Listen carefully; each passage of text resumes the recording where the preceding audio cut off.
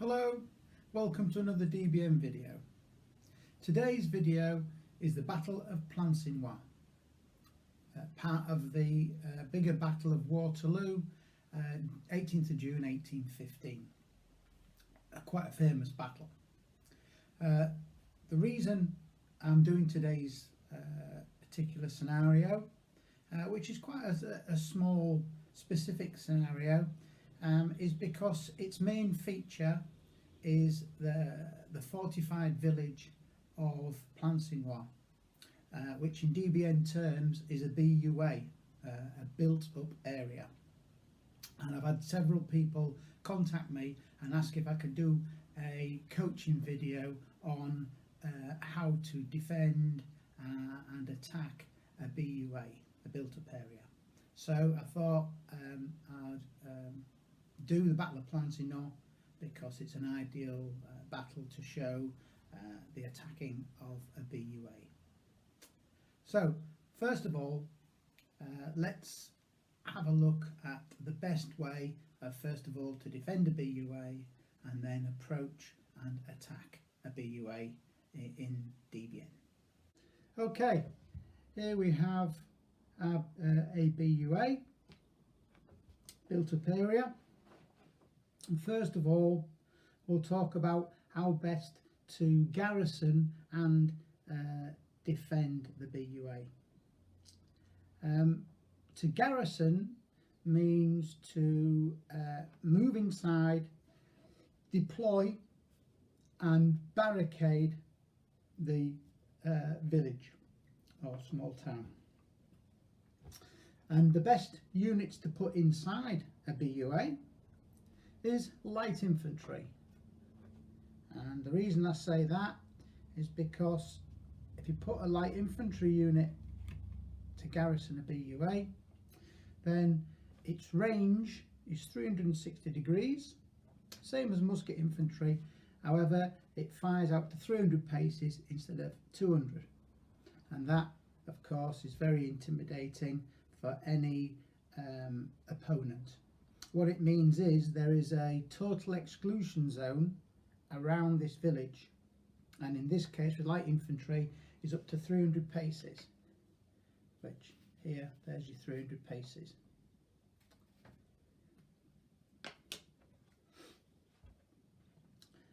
And of course light infantry have an increased combat factor when garrisoning a BUA, or in fact a smaller village known as a non-linear fortification, and NLF. So these are the ideal troops to garrison the village. When troops first move in, they have to pass a test to be able to garrison, and on the first turn of occupying the village they need to get a 6.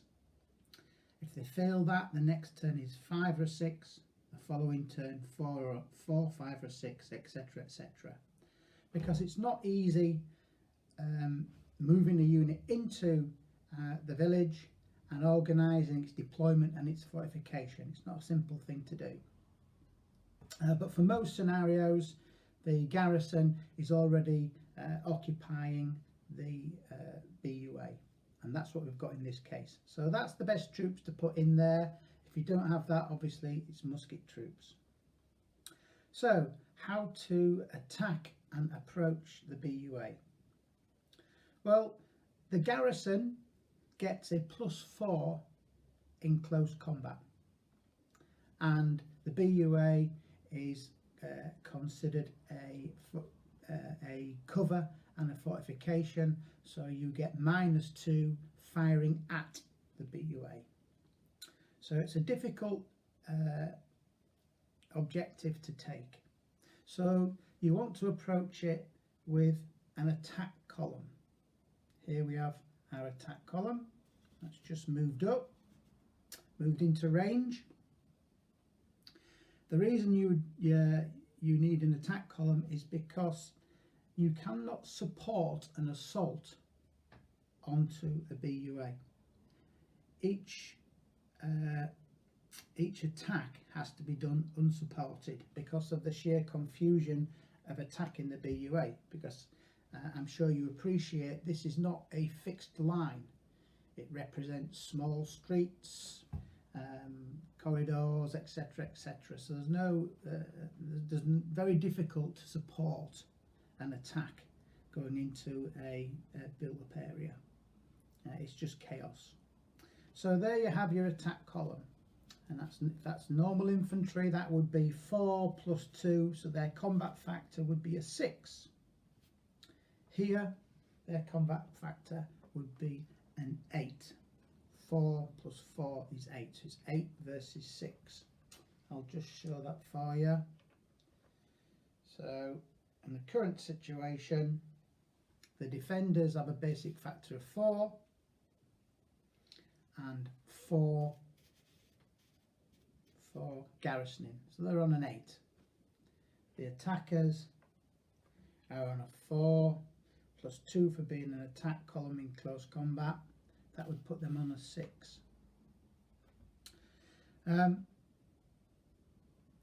However, before they get in, they will be shot at. There's no way they can approach the built-up area without being shot at. So the first rule of built-up areas is to avoid an opponent's built-up area at all costs unless you intend to attack it. Because if you don't intend to attack it, then keep away, because you'll get shot to pieces. So, in the fire phase, this unit will fire on a 4. This unit would fire on a 4. However, they would be on -2 for firing into cover. So it'd be a 4-2. Now what they don't want to do is take 2 hits and be shaken. Otherwise this attack will never go anywhere. So the best way to approach the BUA is with supports. Ideally, an artillery unit sat there which can fire in support, and even a light infantry unit sat here. So now we have a 4 firing into cover down to a 2. We have a 4 but with 2 supports down to a 2. Now this unit has a good chance of getting to the BUA without being shot up, but it requires effective support. So this unit now is able to assault the BUA without taking any or very much damage. So as we've already discussed, this combat will be 8 versus 6. So there is a chance that this unit can win against that. However, the odds are not in their favour. The most effective way of attacking a BUA is to attack it from 2 sides. Because if a BUA is attacked from more than one side, it gets a -1 to its combat factor, to its bonus, to its garrison combat factor.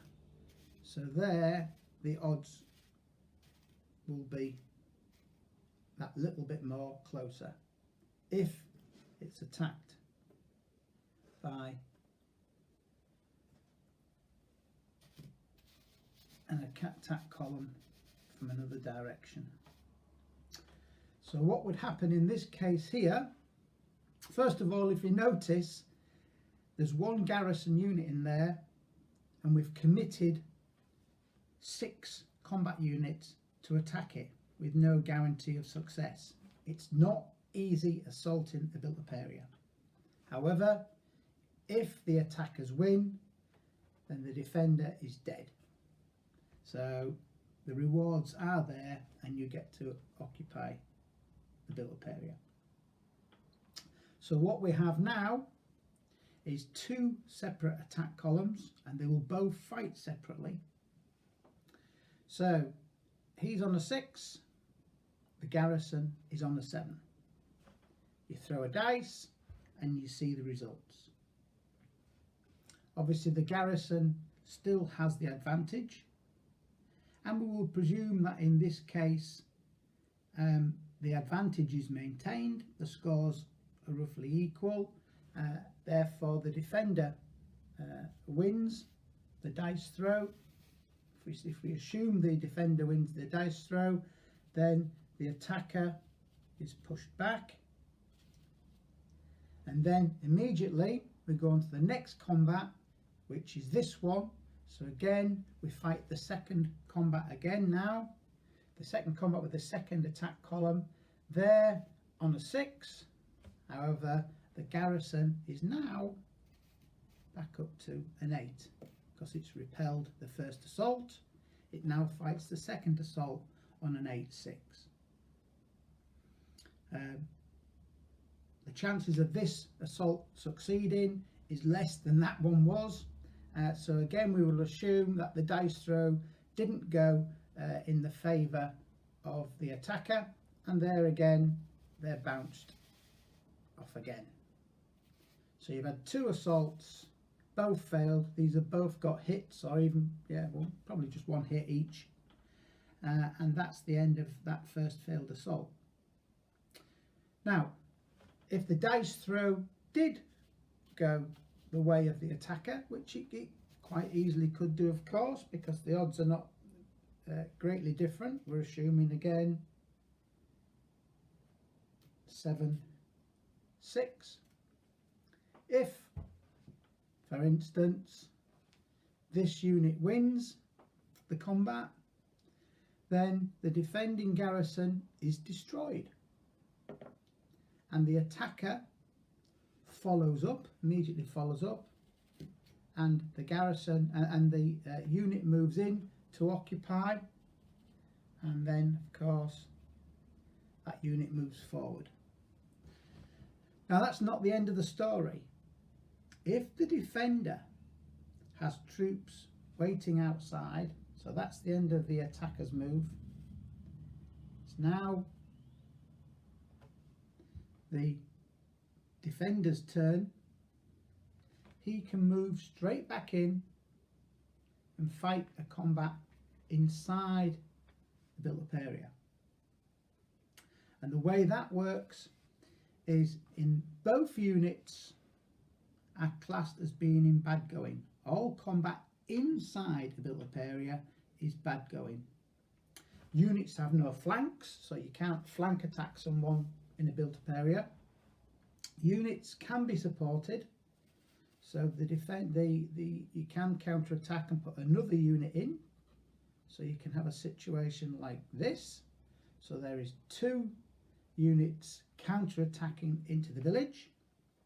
So in this particular scenario, the defender of the inside of a built-up area gets +1, as if he was defending a non-linear fortification. So in this case, the defender is on a 3.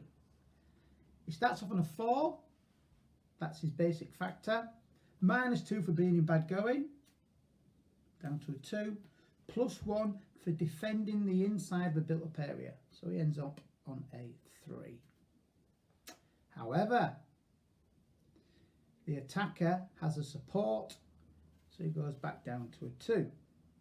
The attacker starts off on a 4, -2 in bad going.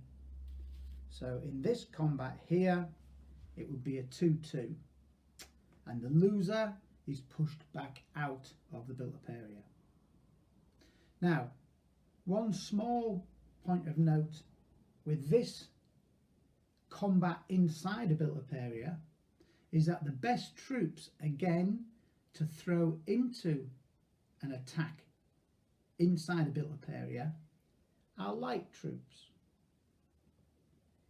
So if this light unit moved in, like so, then the attacker in this situation would say, he is the controlling unit and he likes it in bad going, so his basic factor is a 3, not a 2.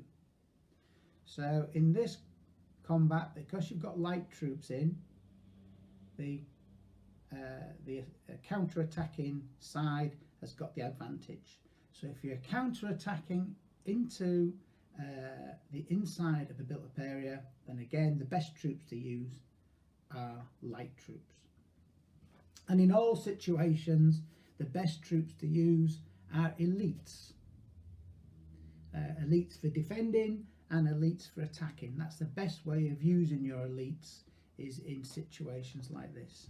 And of course, the best elites to use would be elite light infantry. So Young Guard, for instance, would be the perfect troops in their light infantry role to attack into a built-up area. So I hope that explains to you the principles of attacking a built-up area.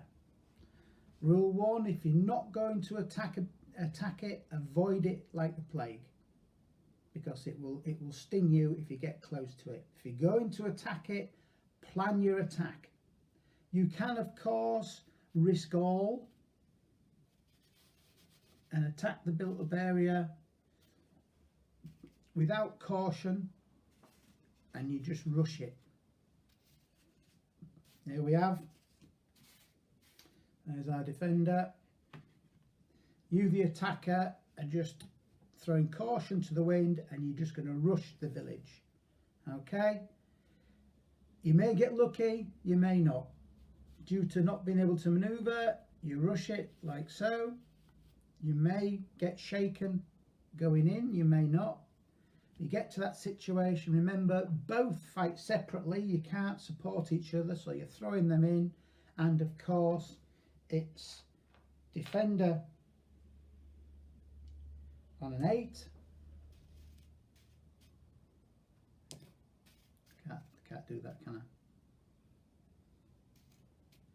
Defender on an 8. I'm all fingers and thumbs today. I think it's the coffee. The attacker for an attack column is a 6. So 2 attempts. First one, 8-6 to the defender. It fails. They bounce off. Same again. 8-6. Will it succeed? Will it fail? Who knows? There you have it. If anyone's got any further questions on how best to defend, approach and assault a built-up area, then please drop me a message via the website or via YouTube. Okay, let's now move on to refighting this, the Battle of Plancenoit. Thank you. One small point about the built-up areas. This represents a small, well-fortified town or village. However, you can have several BUAs all connected to represent a bigger town and even a city. And the wargaming of fighting through the different built-up areas is easily done and is very interesting. So, for instance, you could quite easily have, here's another village module, you can quite easily have that connected like that, and you've now got a town, a small town in which to attack. And they're 2 separate modules, and you can attack from one into the other, and all the small nuances of the rules are all well explained in the rule book. So there you have a larger town, and you can have strong points attached to this. You could have a smaller non-linear formation on the side there, a little village attached to the side. There's all sorts of extra pieces you can add to that built-up area. For instance,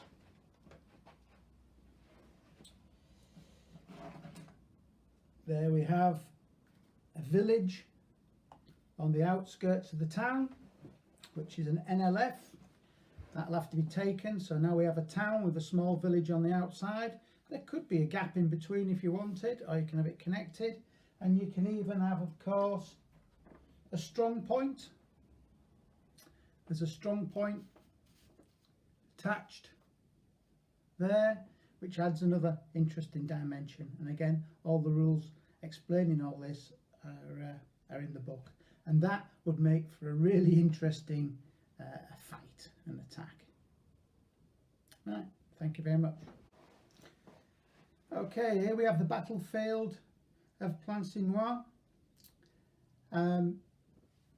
Towards you is north, and over in this corner is the ridge of Mont Saint-Jean.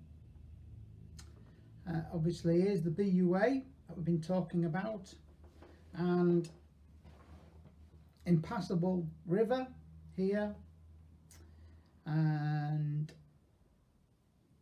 a couple of contours. There's a couple of finches. These represent sunken roads. So this is 2 sunken roads. They are impossible to be crossed by cavalry or artillery, and they are classed as bad going when all others move across them. Okay, the interesting feature of the BUA of Plancenoit is it has built into it a strong point, and this is the church in the village. This is classed as a strong point and can be garrisoned and is garrisoned separately, and the rest of it is a BUA. So this will make this particular scenario that much more interesting to play. So let's first of all then have a look at the defenders. There we have the defending troops. I'll just point them out. They're all in parade order at the moment. First of all, on this side of the road are the initial defenders, commanded by Lobau. This is basically Lobau's 6th Corps. He's been falling back from the wood line over to the east, which is the far end of the battlefield there, and he's fallen back and garrisoned Plancenoit. And his cavalry have been screening. They're somewhat reduced, the cavalry. That's why there's only 1 base now. That's the initially deployed troops. 3 units of muskets, 2 units of foot artillery, and a unit of light cavalry. On the other side of the road there are the reinforcements for this scenario. First of all, it's the Young Guard, which is then 2 units of musket light infantry. These can be deployed as musket units or as light infantry, and can of course change formation during the game. So again, that's very useful for assaulting a BUA. And elite light infantry, or MSLI, can automatically change formation when moving into bad going. So that's again very useful. And to the side there is the following reinforcements, which is the Old Guard. And these are Old Guard Grenadiers, which come as final reinforcements. So there's not a lot of troops, as you can see, on the French side, but it's a small game, but an interesting game.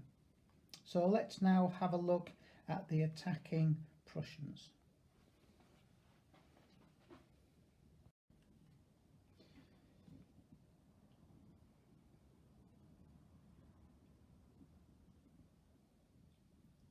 Okay, there we have the attacking Prussians. I'll just zoom in a little bit. Pull that forward.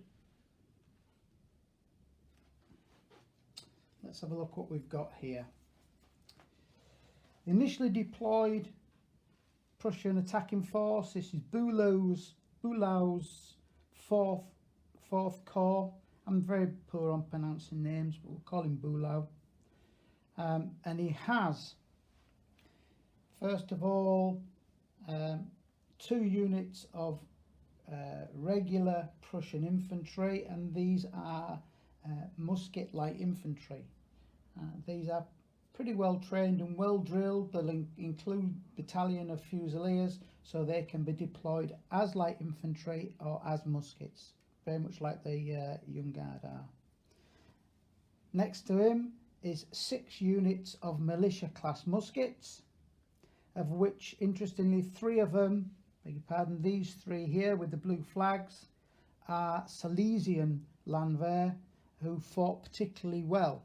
So in this scenario, the Silesian Landwehr close combat as regular line infantry. So they're militia class muskets, but the Silesians will close combat as regular muskets. Then we have 2 regular muskets here, and these are the reserve infantry, and that's the 12th Regiment of Reserve Infantry, and that's the 21st Regiment of Reserve Infantry. As you can see, they've got quite a mixed bag of uniforms, mainly paid for and supplied by the British for the 1815 campaign. So we've got 10 units of infantry there. We have 1 unit of light cavalry. This particular light cavalry is Silesian Hussars, and there's Bulow himself, and 2 units of foot artillery. So that is Bulow's corps that has marched from the east through the woods and is now in a position to assault Plancenoit. The battle will start approximately 5:30 p.m. so it's late, really late afternoon, early evening by the time this assault starts. And 2 turns later, another unit of foot artillery turns up, 2 or 4 turns later, and then a few turns after that, 2 units of musket infantry, militia, and a unit of light cavalry militia turn up as reinforcements as well. So they're the reinforcements, and they're the initial deployed troops. So let's go back to the battlefield.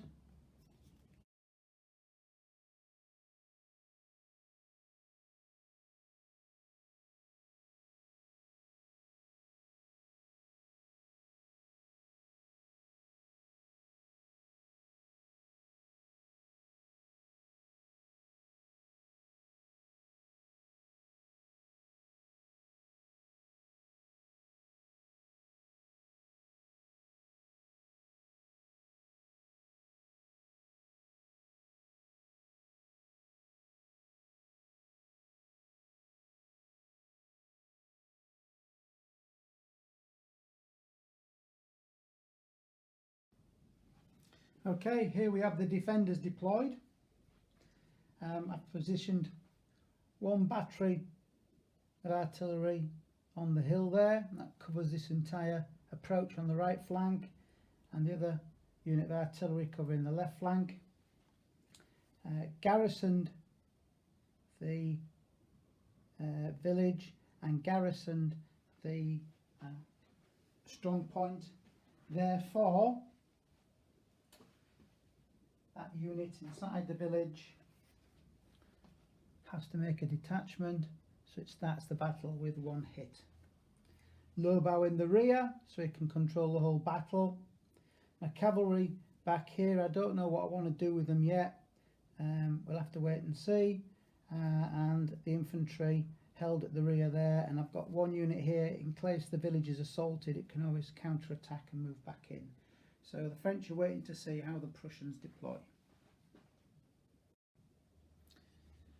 Okay, the Prussians are now deployed. I've decided to attack the Plancenoit from 2 directions, 1 from the east and 1 from the north. So these 2 columns, they're regular muskets, they're militia class muskets. In fact, just swap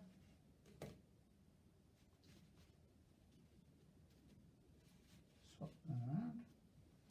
They're militia class muskets, have the lesions at the front, never does any harm.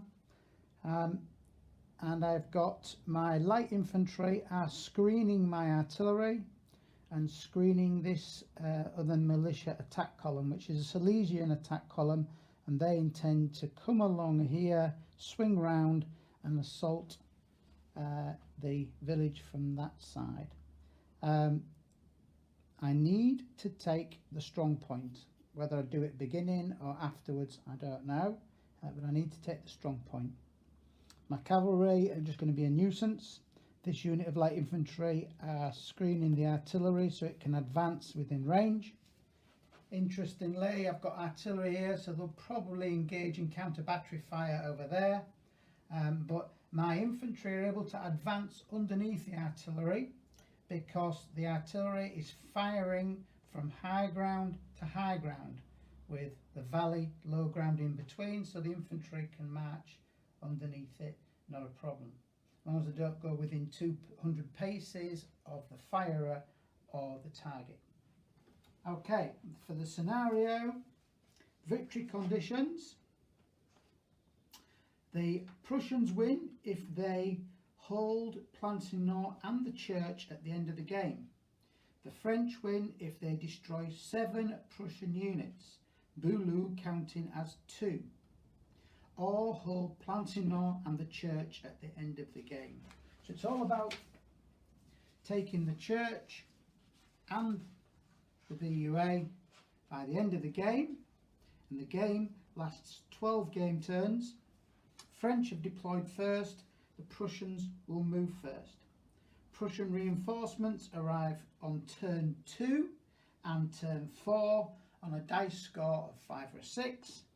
French reinforcements arrive on turn 4 and 8 on a dice score of 5 or 6. So there's a random factor on when the reinforcements arrive.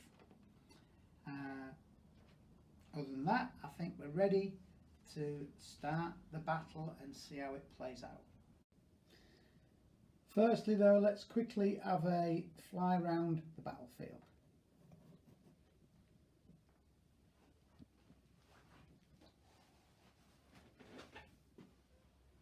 Just so you can get everything put into perspective.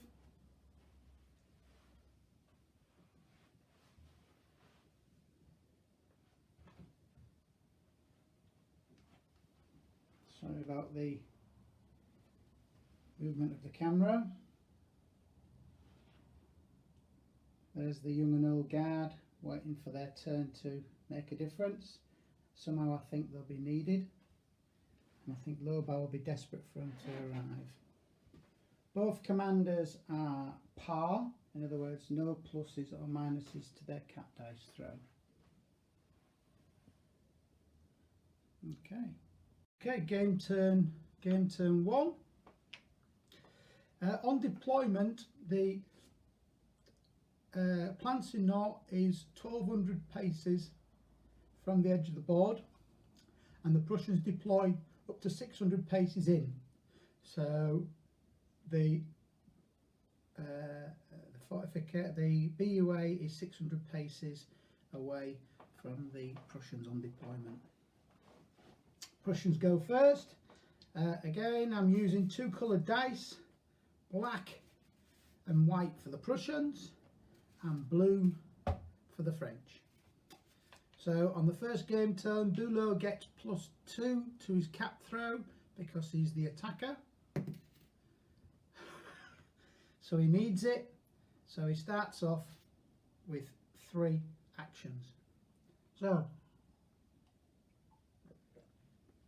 I think it's a bit of a general advance, I think.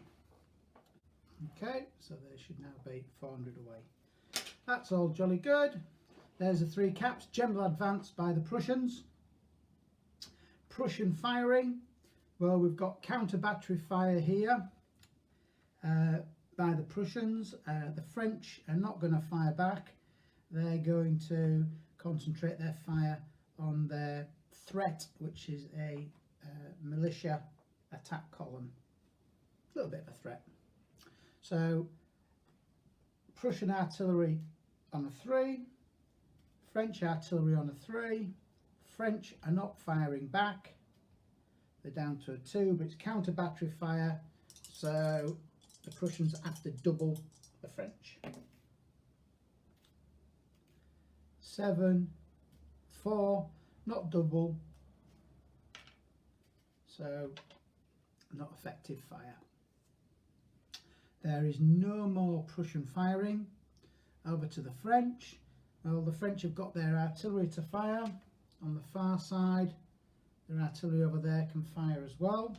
So this artillery firing on the Prussians. The Prussians are militia muskets. They're on a 3.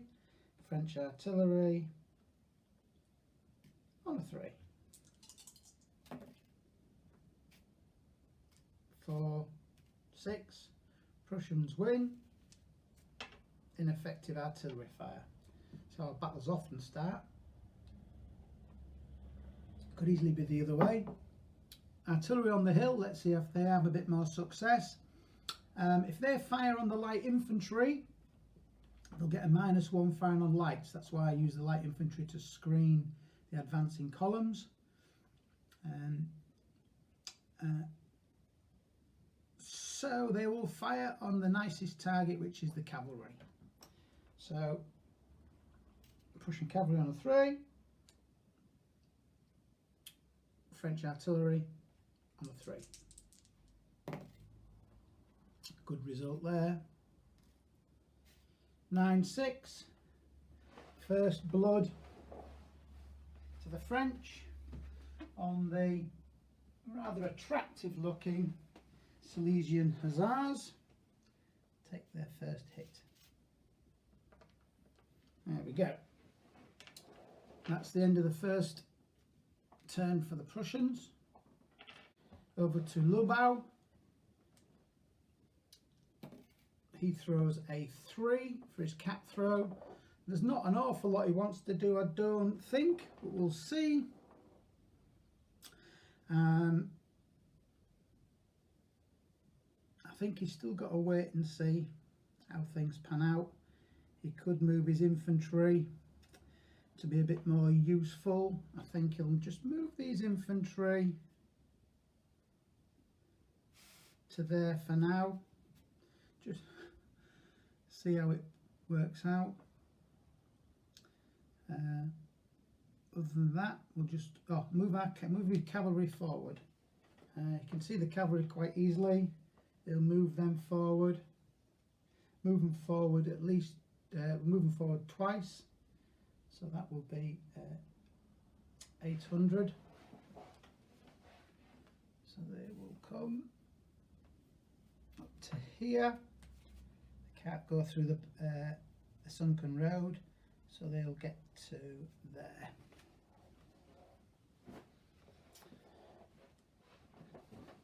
That's the French movement finished. It is over to firing. French to initiate the firing. Start over there. I will fire at the light cavalry again. Why not? Let's keep it going. That is a 3-3. So let's just throw for results. 3-3, 3-3. Nothing happens. Ineffective fire.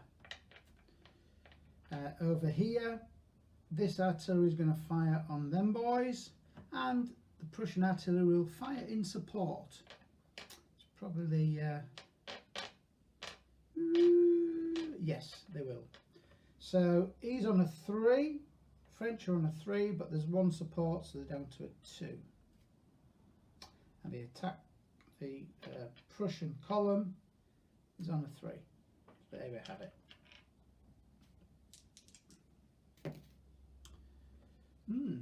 Interestingly, even so, 6-4. So that's a good hit from the French artillery. Onto the militia. So that is the end of the first game turn. now move over to game turn 2, when the first of the French reinforcements may arrive, which will be their foot artillery. So first of all, let's see how Boulot's cap throw is.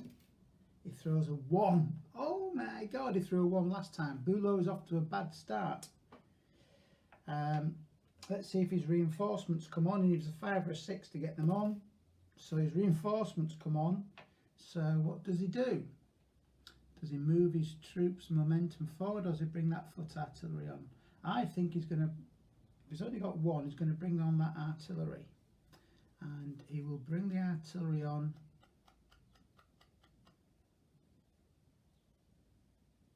He will bring the artillery on. He's got to be able to fit him in. He's going to bring them on the road.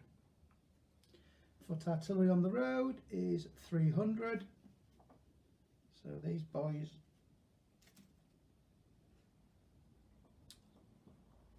arrive on the battlefield, and sadly the attack halts. That's the way it is.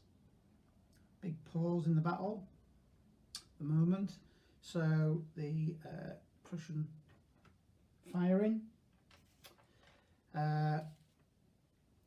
Again, we're going to go for a bit of counter battery fire, and again the French artillery is not firing back. So the French artillery on a 2. Prussian artillery on a 3. 6, 3. Wow, look at that. So there you go. Teach the French to ignore the Prussian artillery, which is shooting quite well. That's really quite damaging for the French, but the French did throw a 1. So there you go. That's all the Prussian firing. Over to the French firing. So here now, shaken French artillery is on a 2, firing at that column on a 3. Well, the Prussians win decisively. That was a 5. No effect there. This artillery is under threat now, so I'm going to bring that infantry forward. And the other artillery, again, we'll go on the cavalry. That's just a straight 3-3. Let's see how that works. Prussians win. Again, this artillery hasn't got a hit. So that's the end of the turn 2 for the Prussians. Over to Lobau and the French for turn 2. He's got another 3 again. This time he can't see the cavalry the other side of the hill, so he's down to 600 paces. So it'll cost him 2 to move in once, which he will do. So he'll move that cavalry from there round to there for 2. Leaves him 1 action left, and he's going to have to march that infantry forward. So that infantry is going to come forward to there. So that's his 3. Firing.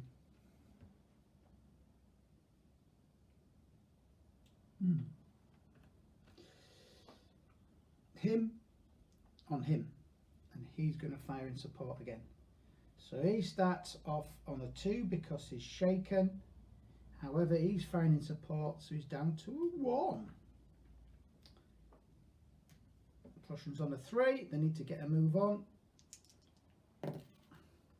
Prussians win decisively again. French artillery is not firing very well over on this flank. French artillery over there. Interesting situation. Sadly, that cavalry has masked the shot over there. Even though they're on higher ground, they can't shoot over friends unless they're firing onto higher ground. So they'll fire on that light infantry. So the French start off on a 3, firing at light infantry down to a 2. Prussians are light infantry, so they're on a 3. No, not working out. There we have the end of game turn 2. Okay, just showing the Prussian attack, which is just about getting underway. Just a quick swing round. Looks quite impressive at the moment. The French are obviously stalling for time. Bulow's cap throws have been very disappointing so far. Remember, he's got 12 game turns. At the end of 12 game turns, it's dark and the battle comes to an end. So he's okay at the moment. But time will soon start running out. Okay. No sign of the guard marching on the field yet. Game turn 3. Bulow, a little bit better there with a 4 actions. Okay. I think the general advance and bring the artillery forward. That's got to be the way to go.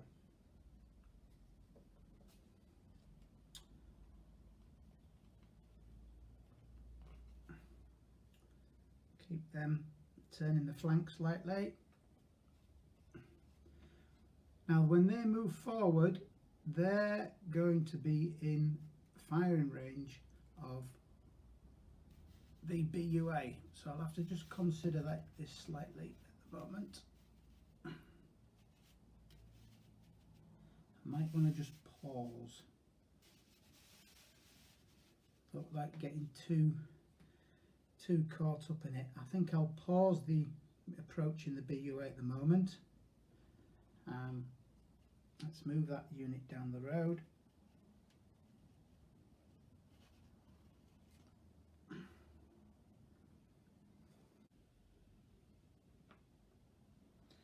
Okay, more reinforcements for both sides on this game turn.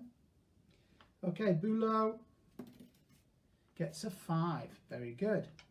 He now has some other reinforcements.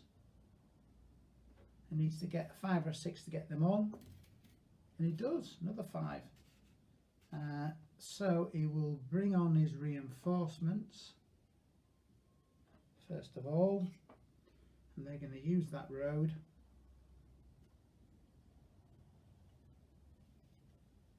And bring them on there. For 1.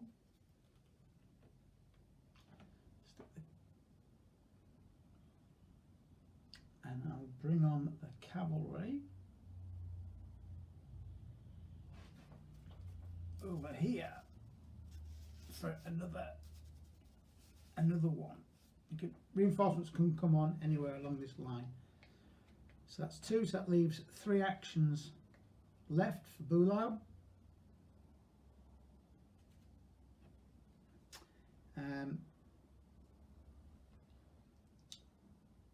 Wants to be able to get his artillery to fire. So he will move the infantry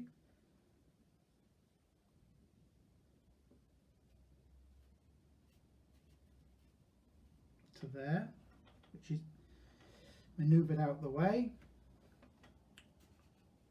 His artillery. Got 2 actions left. What he's going to do here is chance his arm through his cavalry in there, because it might just work out, and he's going to unmask. He's got 1 action left, so he will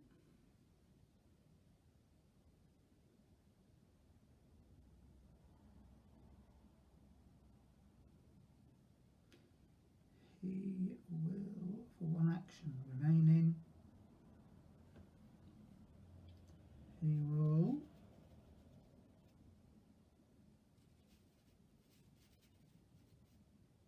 No, I can't do that in case they're pushed back. He'll move the light infantry to there, allowing his gun to fire. So that's his 5 actions. Just to recap: 1, 2, 3, 4, 5. All done from the top of the hill, not a problem. Okay, Prussian firing on turn 4. We're now going to blow away this artillery. That's the aim, because I've got 2 batteries of artillery now firing on 1 shaken battery. Let's see how that goes. I'd like to have advanced them into range as well, but it's a little bit too tight at the moment for them to manoeuvre. Doesn't matter which gun really is going to fire here, but we'll say we'll fire this new gun here. Firing on a 3. They're defending on a 2 because they're shaken. They have to fire at their closest target, so they're going to have to fire at these boys. So they can't fire back, they're distracted and they're firing over here. So they're not firing back, down to 1. The Prussians have got battery in support, so they're down to 0. So this is a 3-0 counter battery fire.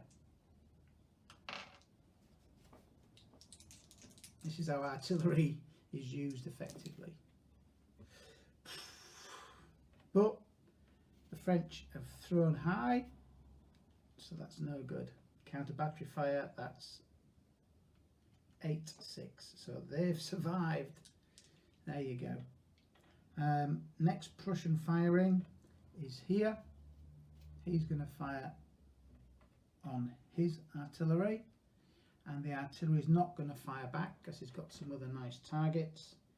So the French artillery is on a 2 because it's not firing back, and the Prussian artillery is on a 3. Ooh, 6-1.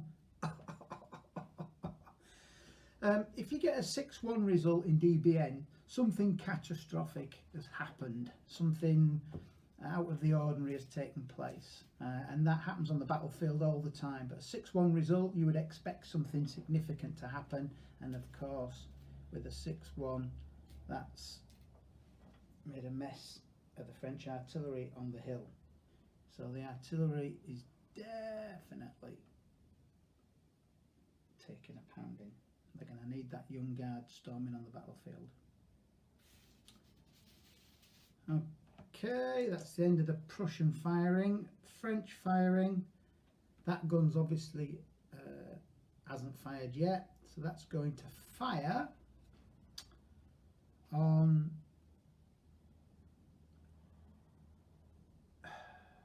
the light infantry. It would have been better off firing counter battery really, protect itself, but it got greedy. Fires on a 2 because it's shaken.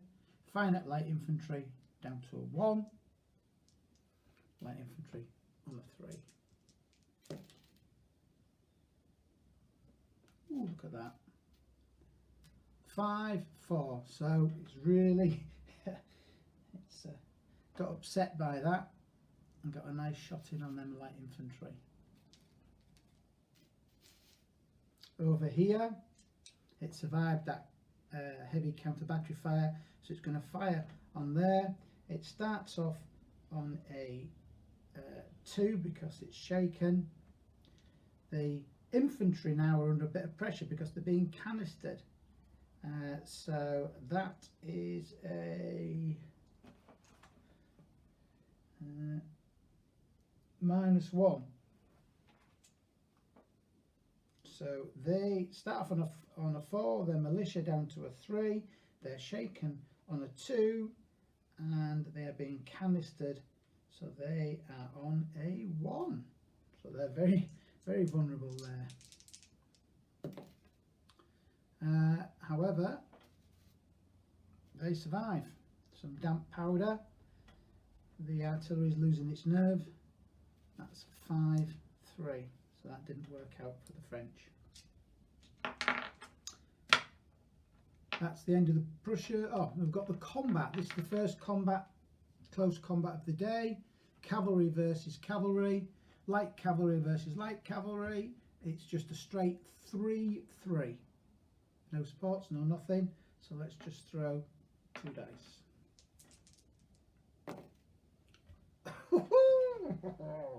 6-1, devastating. The French chasseurs have been destroyed. The let's find a nice little dead horseman somewhere. Yeah, that'll do. These boys now test for breakthrough because they've destroyed their opponents. Anything but a 1 or a 2. 4. So they're under control. If not, they would have charged off the battlefield, sadly. But they're under control, so they can do what they want. So they'll just do a normal move. And they will make themselves a nuisance. We'll get to 400 away, but not 300. They don't want to be 300 away, which they are at the moment, because they don't want to be canistered. So they will stop at 300, but within 400. So that's an awesome result there. 6-1 on the cavalry action. Well done, the Silesian Hussars. So a nice uniform does make a difference. So that's the end of the Prussian move.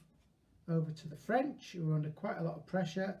So first of all, Lobau sees if he can get his reinforcements. He needs a 5 or a 6 for the young guard to arrive. And he throws a 4. No young guard at the moment. They're just sneaky, but not yet there. Not yet on the battlefield. So let's see what his cap throw is. And he throws a 6, so he's got more than enough actions. He's going to need it.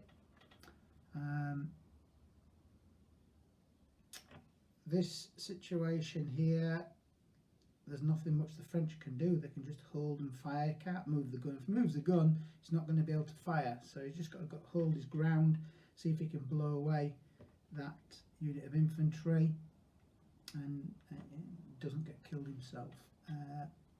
Over here, well, the flank needs protecting, so I'm afraid this infantry is certainly going to have to move up alongside to protect the artillery battery if the cavalry decide to charge.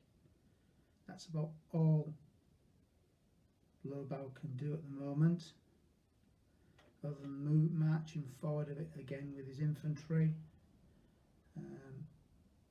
Might be a clever call, just to maintain the advantage. I'll do it anyway, like so. That's the French, finished the movement. French firing. He has got to fire in the cavalry because he's under a lot of threat there. So the French firing on the cavalry, they're shaken, so the French artillery are down to a 2, and the cavalry, victorious, glorious Silesian cavalry, are on a 3. He will fire in support, puts him down to a 1. Protect my glorious cavalry, and he does. So Prussian artillery makes a nice difference there. The only other firing for the French is this gun here, firing on there. That now is masked by this one. So he will fire in support of his infantry. So he's on a 2 for being shaken. He's firing in support, so he's down to, French are down to 1. He starts off on a 3. He's shaken down to a 2. He's being canistered down to a 1. So there we go. And the Prussians win. So the Prussian Landwehr, it's the Westphalian Landwehr. I should have known that with the facing colour, I suppose, but there you go. Westphalian Landwehr, hold on there. That's the end of turn 4. Over to turn 5. Let's see if Bulau can keep things going. Back to form for Bulau. No assault this turn. 1. Well,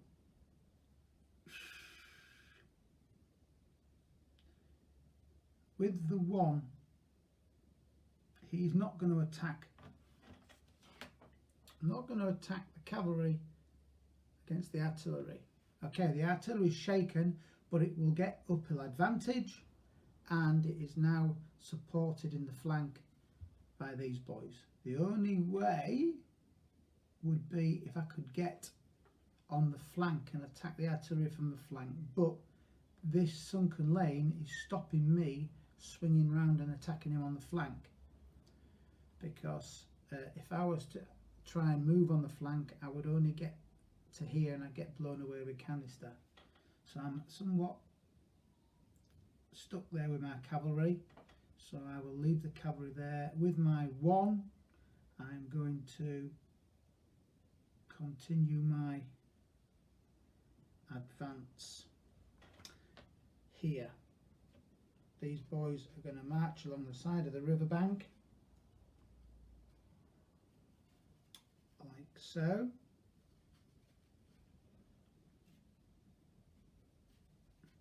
What this means is they're going to get to fire on the artillery now with that artillery in support. So that should work, may work out okay, we'll see.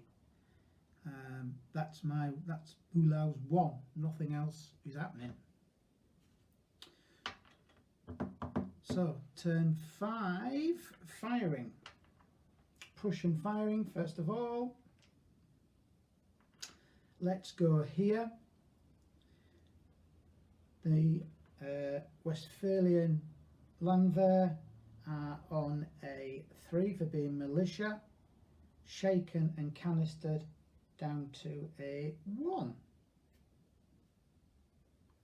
These boys are on a 2 because they're shaken, firing in support down to a 1. So this here is a 1-1. The artillery are canistering the Landwehr infantry, but the Landwehr infantry have got artillery in support. Both units are shaken. I reckon something's going to die. Maybe not. Something dies. 5-1. That's 6-2. The luck has failed the Westphalian Landwehr this time. They are blown away. Destroyed. Because they're destroyed, the unit behind must test. It's 5 or a 6 and they take a hit, but because they're militia it becomes 4, 5 or a 6. So 4, 5 or 6, they take a hit. They take a hit. So some of the militia, the follow-up militia, ran away with their routing comrades. There you go. I'm afraid they're just running away. That one's there. Yeah, makes no difference, I suppose. So they're sat there. That didn't go so well. He will fire on him. That's 3-4.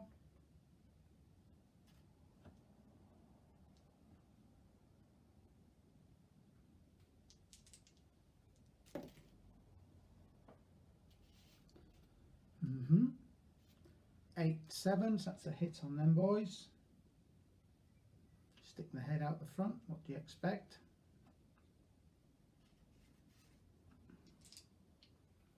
Him on him. He will fire back because he's desperate to survive. This is outside of 300, so he doesn't have to fire on the cavalry if he doesn't want to. So it is a 3-2,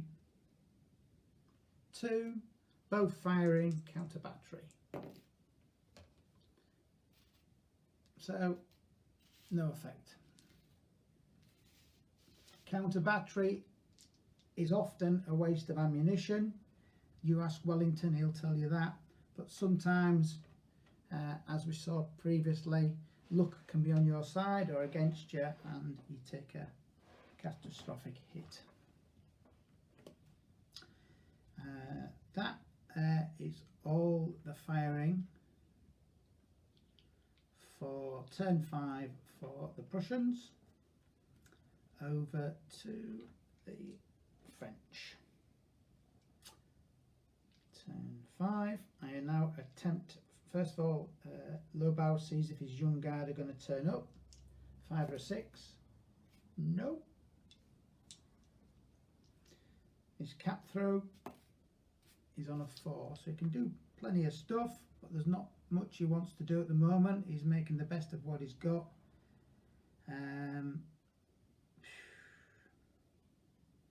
Just hold the line, I think, at the moment. He needs his young guard to come forward. He's just holding the line, playing for time.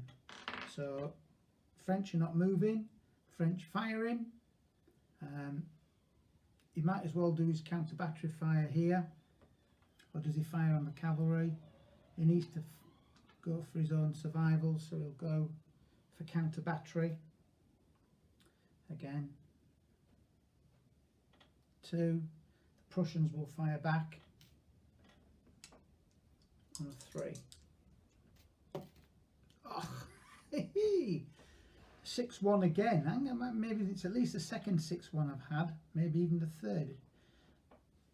Very rarely get as many 6-1s, but there you go.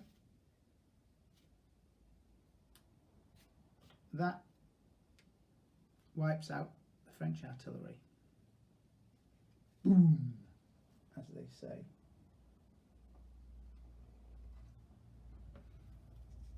Blown away. Prussian artillery is firing good today.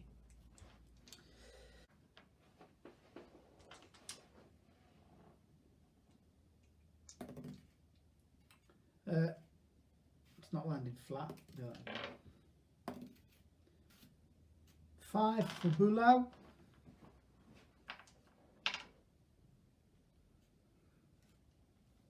That gives him plenty of options. I think he needs to start to lay it on now.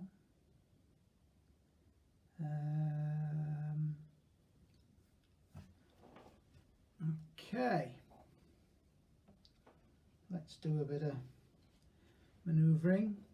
I'm not prepared to actually launch this attack yet. It's just going to wait. I'll manoeuvre this unit. It needs to keep. It's going to do that.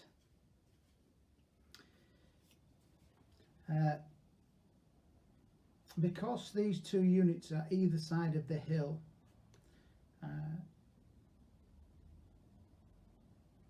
we will determine that they can't shoot at each other because of the either side of the hill, because the contour of the hill is blocking the line of sight. Okay, again, that's down to you, the player, to decide with your friend and your opponent whether you're happy with them arrangements. But when we play in this situation here, half their unit is down the hill, half their unit is down the hill.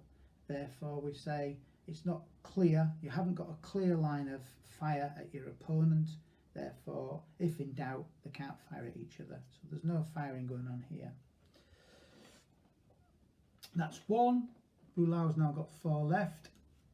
He will advance this column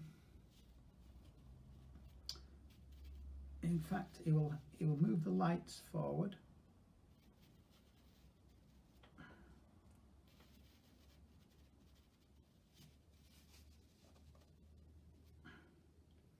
Making sure he's keeping 200 away. Yeah. And he will move them. They're coming this way a bit now. Like so. That's 2. He's got 2 left. He wants to get that cavalry making a nuisance of itself. So that cavalry is now going to move up there like so. It's got 1 action left.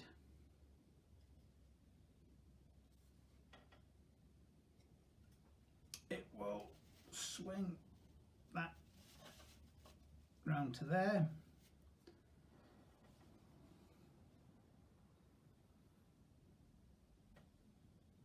That's it.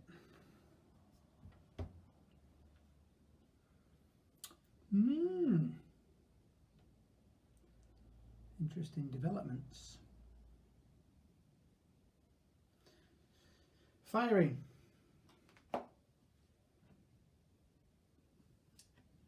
Prussian firing. They're now going to pick on this unit of infantry. We've got 2 units of artillery firing on 1 unit of infantry. The Prussian artillery are firing on a 3.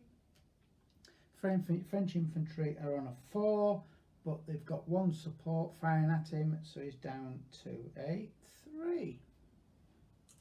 So we're going 3-3. To that one again. Oh, French win that comfortably.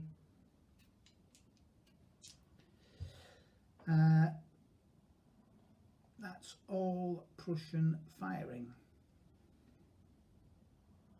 French firing, there isn't any.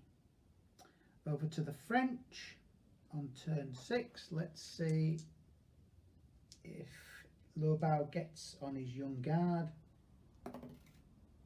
Young Guard arrive. How many caps has Lobau got? 4. So the Young Guard arrive on turn 6.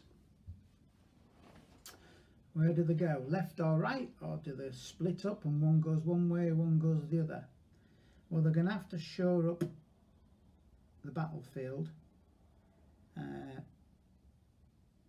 So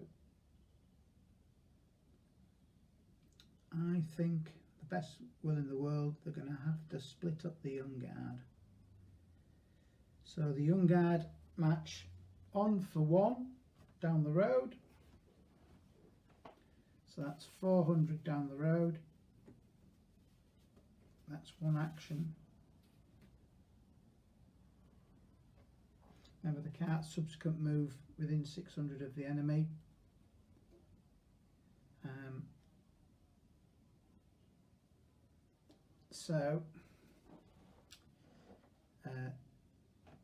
Lobau's going to have to move out the way. That's 2.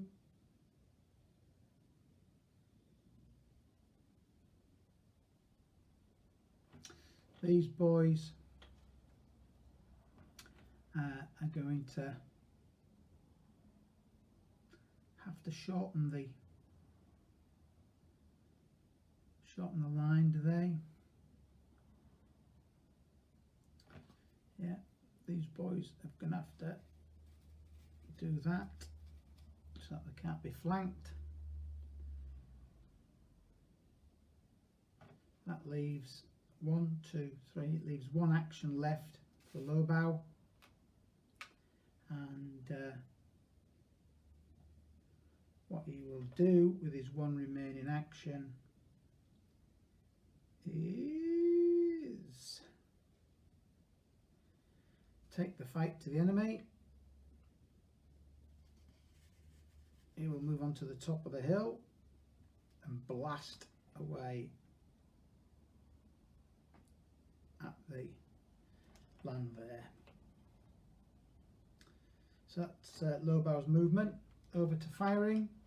We'll do this firing first of all He's on a 4. He's on a 3 because he's militia. However, he's got 2 supports.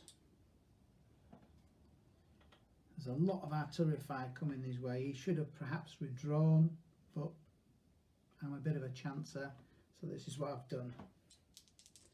I'll throw the dice over here, and it's a win for the Prussians due to superior artillery fire. That was a bad move, but there you go, could have gone the other way.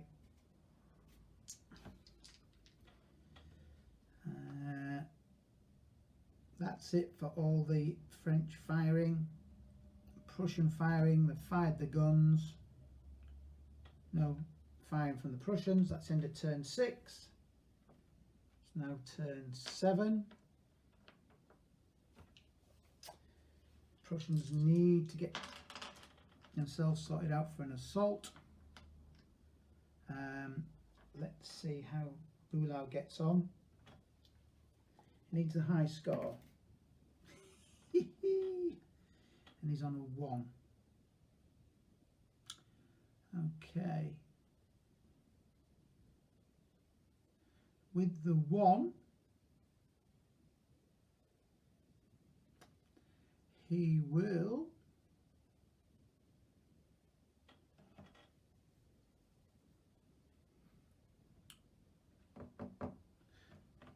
it will cost 2 to move him, because he's now classed as isolated.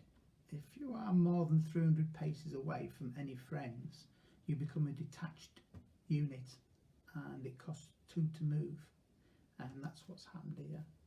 It's only irregular cavalry and Jaegers that are excused that ruling, so he can't move. So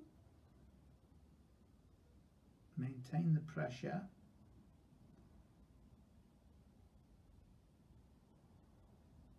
I will,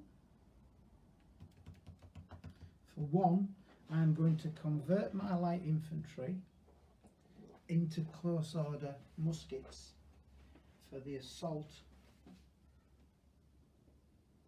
onto these boys spending the cap to convert into close order musket. They can do that because they're not being fired on currently, and they're outside of I think it's 200 paces of the enemy. So they've converted to close order muskets because they're going to try and assault the church. That's my very disappointing 1 on turn 7. Firing.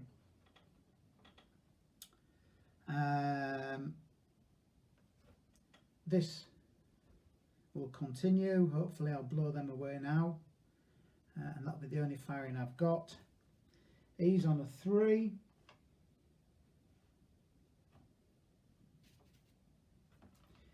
He is on a 3 because he's shaken. 2 supporting artillery firing, so it's a 3-1 to the Prussians, Prussian Landwehr, and the Prussians win decisively, blows away the French infantry. That artillery really had an effect. Infantry died there, and a lot of action on that hill. That's the end of the Prussian firing. The French firing, there isn't any. That's the end of the Prussian turn. Over to the French. Turn 7. Let's see how Lobau gets on. He gets a 5. Lobau's done pretty good so far. He's still within 300 there. So he is going to march them forward and shoot at the cavalry. Just move the gun out of the way.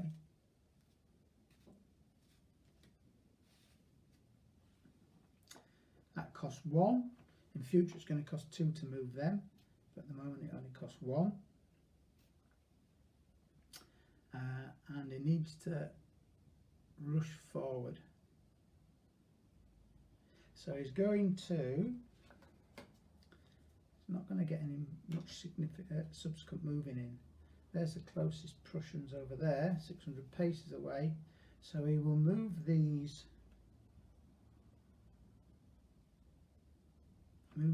twice, put them there, and he will move them twice, that'll be the 5, and he will put them there. So they've moved twice, they've moved twice, they've moved 1. That's his 5. So that's the young guard have been split up.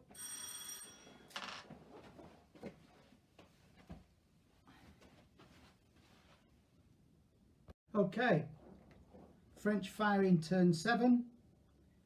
The only firing they've got is this here, moved up onto the top of the hill to engage and be aggressive against the cavalry, which are trying to turn the flank. So the French will fire muskets on a 4. Very successful. Silesian Hussars on a 3.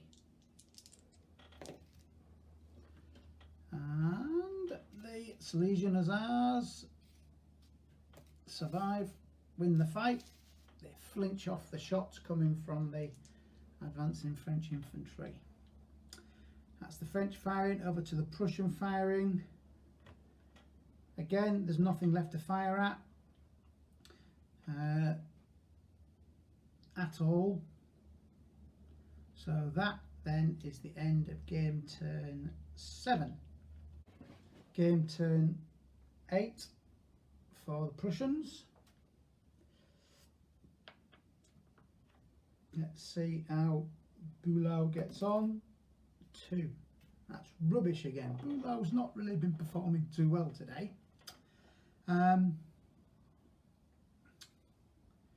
he needs to crack on. What's he gonna do? What's he gonna do when it comes for you? Right, with his 2, he's got a problem here. He either charges in against the infantry. He could be successful because the infantry's moved, so there's a chance he can catch him outside of square, which will make the odds even. However, it's the only unit of cavalry, so he's going to actually back off. He's got 2. It'll cost him 2 to move them, so he's going to move the cavalry into a safe place, which will cost 2, or she's quite expensive, but his cavalry is expendable now, maybe. I should think he is. So what I will do is advance them to the edge of there,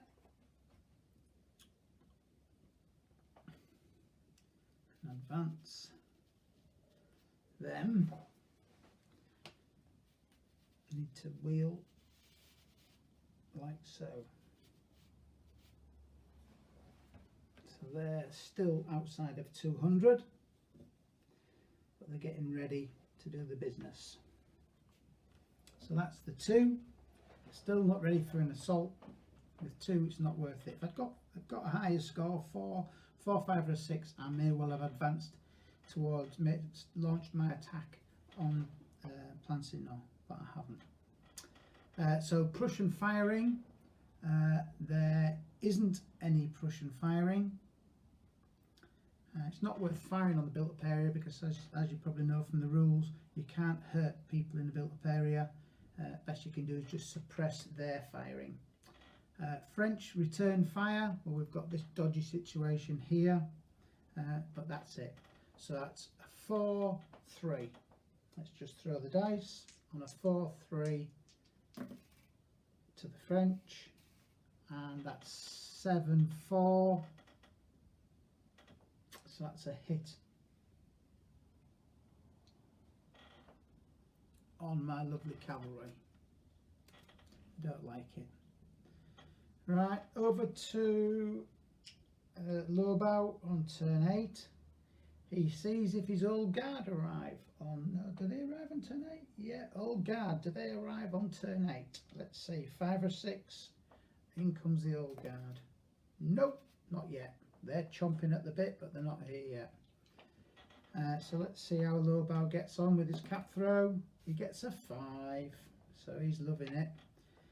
So he's going to march, young guard, forward, march, young guard, forward, and he's going to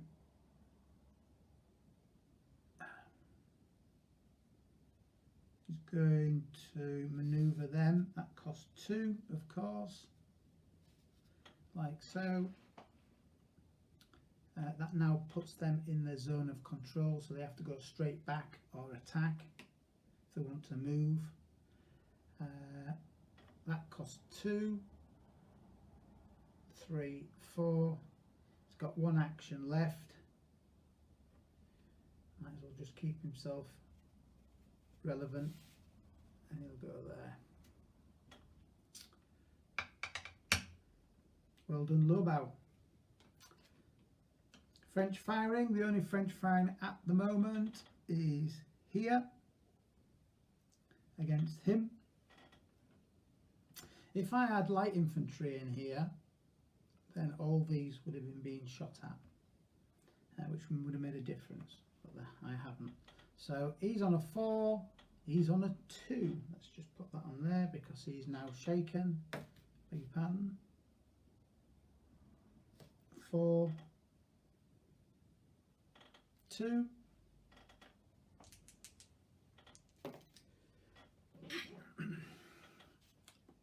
Seven, 6. My Silesian Hussars are hanging on. They're taking a lot of fire, but they are hanging on.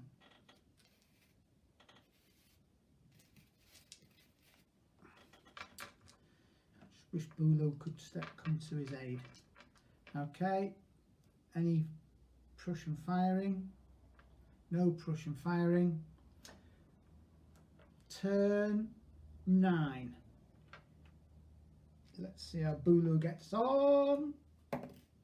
5. Right, let's get on with an assault, or advancing towards the assault. These boys here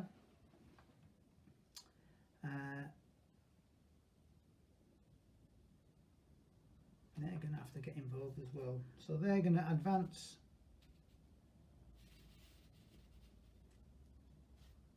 towards the UA. Bülow's going to go with them. That's 1. They're advancing towards the BUA. That's another 1. And there's not enough room for 2 units side by side to attack there, so we'll have to just wait and see what happens. He's going to stay where he is to protect the flank of this young guard that's approaching, and I'm going to back off my cavalry. So that's 1, 2,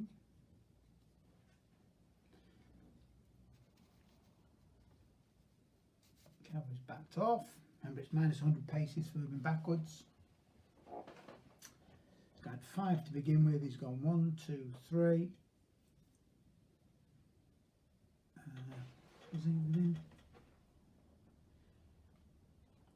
We'll see, it cost him 2 to move him, so that's 4. He's got 1 left. The obvious thing to do at the moment is get that artillery forward to there, and that's the 5. 2, 3, 4, 5. Did throw a 5 to begin with. Okay. Prussian firing. Guns have got no targets. It's often the case when it gets down to the nitty-gritty. It's all down to the infantry now. The firing is going to go on here. So I will fire one of my regular, these are reserve infantry, so they're going to be the initiator, because they're all, well, they're going to have to be the initiator because they're the closest. Slightly bad on my part, but it should still be okay. So they're on a 3.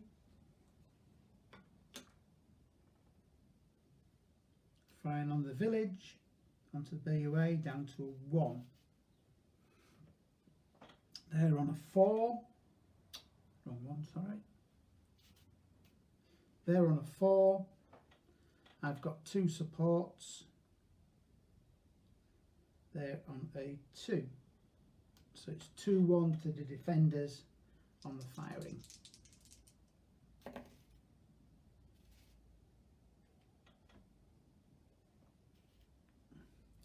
Six, 3.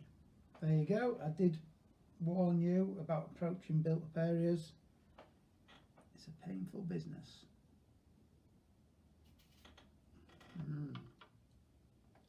They're now shaken. Have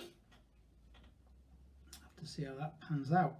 So you're going to need 2 caps to get that unit in to start off with. So I'm going to need the caps from Bulu in the next game turn. That's it for the Prussian firing. French firing, there is none. So it's over on game turn 9, over to Lobau. See if the old guard arrive. No, they don't. See what his cap throw is. It's a 3. He's going to march these boys up the hill. And he's going to march them boys. They're now in communication, so he can move them. He's going to march them to there for 1, and he's going to march them forward for another 1. Put that gun back where it should be now.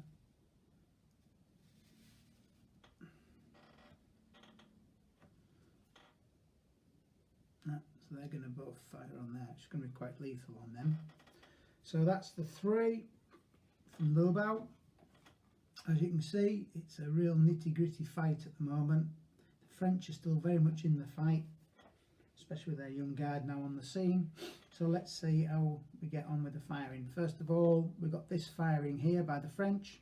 We've got the young guard firing on these Prussian muskets with them in support. The Prussians have got no support there. So, French young guard in close order are firing on a 5. Prussians on a 4, but with 1 French support down to a 3. So that's a 5-3 for that exchange there. 1-1. So French win, as one would expect with the young guard. They were pretty well motivated, the young guard. I mean, they weren't the young guard of old, but they were well led by veteran NCOs and officers, and they were again politically motivated and enthusiastic to fight for the emperor. So they were pretty good in 1815. The other firing is here. Again, the same situation. The defenders are firing at their closest target, which is this unit of shaken militia muskets, Silesian. So the Prussians are on a 3 for being militia. Remember, the Silesian bonus is only in close combat. They're shaken down to a 2, firing into cover onto a 0. French are on a 4. Prussians have got 2 supports. French are on a 2. So it's 2-0 to the French.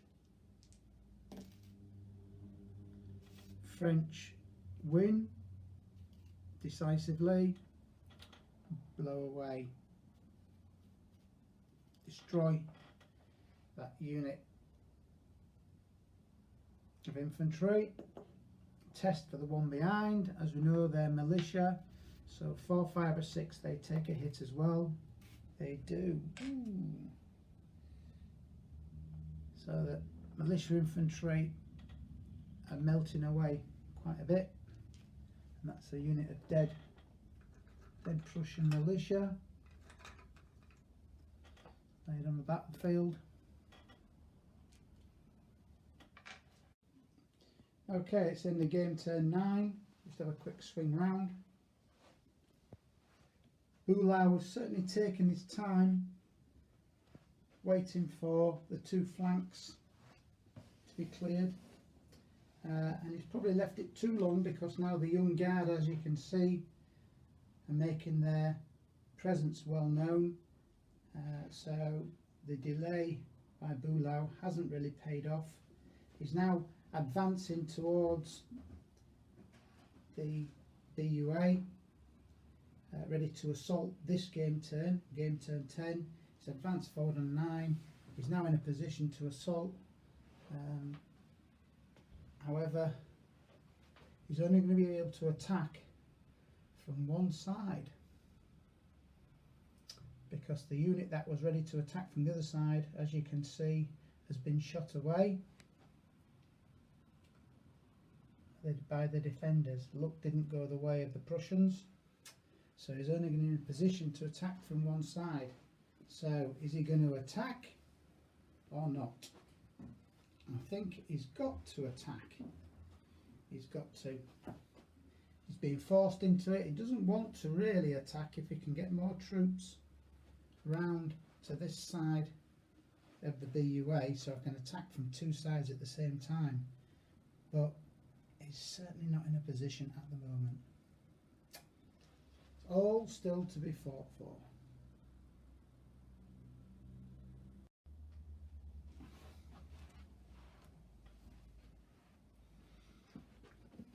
Okay, turn 10 for Bulau. A fairly crucial cap throw. 3. Lacks a bit of effect, does that? Is it worth waiting one more turn?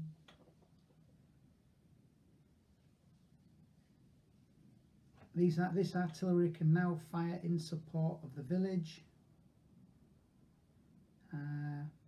So with 3, he's going to wait one more turn.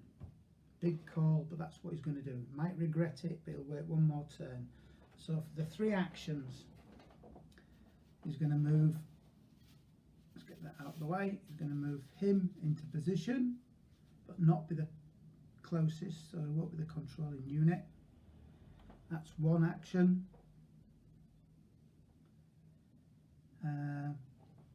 He's going to move him back so that he's out of range. He's just out of range there. That's probably more beneficial. Move these boys forward.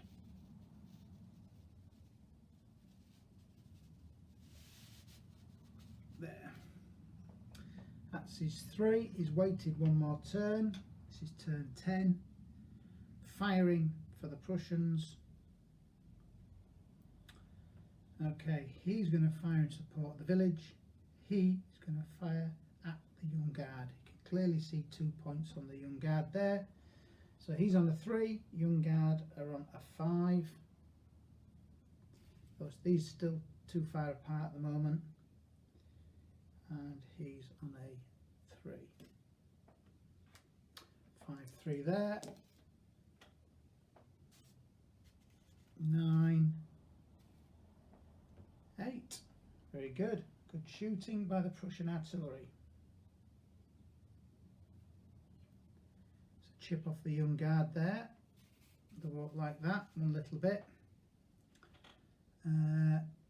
He's moved out of range, so it's just these all firing on each other here. He will initiate. He's regular infantry, reserve infantry, so he's on a 4. firing into cover down to a 2. Defenders on a 4. However, there is 1, 2, 3 supports. So the defender is on a 1. Wrong way around, beg your pardon again. 1 for the French defender, 2 for the reserve attacking reserve infantry. Matter of interest, this is reserve infantry. This is the 21st Regiment, mixture of green and blue, British issue uniforms. Interesting unit. 2-1, 6 to the French, 3 there, so that's 7-5. That's a hit on the 21st Reserve Infantry Regiment. Don't want that to happen again, otherwise they'll be shaken before they get to go in, which is, like I say, a regret that I might have. No French firing. Over to the French on game turn 10. First of all, let's see if the guard arrives. The old guard, yes, the old guard will arrive. Let's see what cap throws Lobau has. 1. Oh dearie dear. 1. There's a lot he needs to do, really. So 1 is no good. He needs to be able to move them into fire. He can't. And he needs to be able to move them into fire, and he needs to march on with that. So Lobau has let himself down at a critical point, really. So he's going to move his infantry forward, move the young guard forward, so that they can fire on the Lambert. That's his 1. So firing, him on him. He's got him in support. So the French are on a 5, young guard on a 5. There's 1 support, so the young guard on a 4. Prussian Landwehr on a 3. Ooh, yet another 6-1. Young guard are taking a pasting. So the young guard need to charge in with the bayonet now and recover one of those hit markers. Okay, we got the same firing here. Nothing changes. So it was 2-1 to the Prussians, wasn't it? He's on a 2. Well, there is a difference. Because they're the same distance, the defender will choose to fire on the militia unit, on the militia class unit. So he starts off on a 3, firing to cover. He's down to a 1 because the controlling player, that's the defender here, can choose who to fire at. When the Prussians are firing, they can choose who to fire with. So because they're all the same distance apart, then that's up to a bit of flexibility. So in this case, it is a 1-1. They start off on a 4, but there is 1, 2, 3 supports. So that's 1-1. Luckily for the Prussians, they win. Okay. So there's no effect on the defenders. So that is the end of game turn 10. The old guard have arrived but not yet marched on. So we're now over to game turn 11.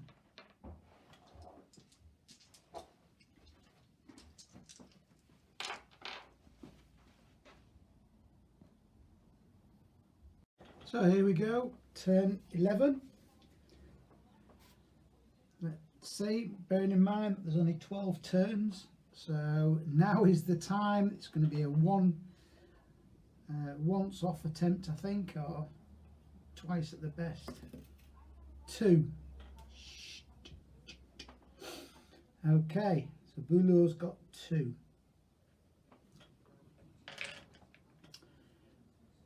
what he's going to do is, for one, he's going to put these two attack columns in.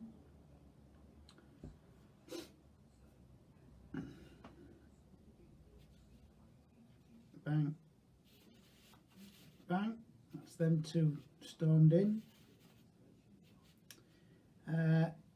He's not going in. He could go in with that attack column and it may make all the difference, but he's got another game turn to go, so he'll wait off, and at the same time this unit is going in as a sacrifice. So they're going to sacrifice themselves and attack there. That's the two. This is desperate times. Let's just see if luck goes his way. So first of all then, turn 11, Prussian firing. We have over here, I have the Prussian Landwehr on a 3, on a 3, Young Guard on a 5.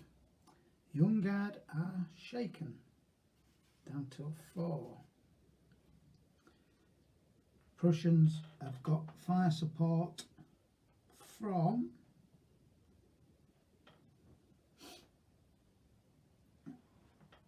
from him and him. Both of these can fire in support. He can fire on him and so can he. So that will bring him down to a 2. So the Young Guard may well be getting blown to smithereens here.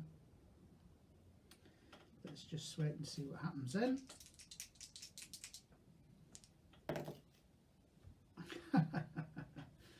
See, that's the way it works in this game. 6, 6. A draw, nothing happens. So the Young Guard are shaken, been bombarded with 2 units of artillery, but are still standing. So there's the Young Guard. Other firing, nothing to fire over here at the moment. They're all just out of range. So it is combat. Right, so this is what we've been waiting for, an assault on a built-up area. It should have happened several game turns earlier, but Bülow has held back and held back. So what Bülow's going to do is attack first of all with this column, because this is a musket column, that is a militia column, and that is a sacrifice, to be honest. But by attacking on 2 sides, they will get a -1 for the combat. So let's have a look what we've got. The defender starts off on a 4, and he gets +4 for defending, for garrisoning a built-up area. So the defender's on an 8. The Prussians don't have any supports, because you can't have supports. However, the defender's been attacked on 2 sides, so he's down to a 7. So defender's on a 7. The attacker, this one here, this column, is on a 6. So this is the crucial dice throw. 7 versus 6. I'll use that dice from there. 7 versus, in fact, let me use another dice. I'll get another die, another blue dice. No, I'm not going to get another blue dice. I'll have to use a white dice. So in this dice throw, the defending French are on a white dice and the Prussians are on the black dice. Well, there you go. 4. So that leaves the Prussians, this column, on a 9, and the defenders on an 11. So the first attacking column has been bounced, so it goes back base depth and takes a hit. Unfortunately now that's a shaken column. The next one is it's got Silesians at the front, but the unit behind are not Silesians, so it's a militia attack column. So the Prussians are on a 5,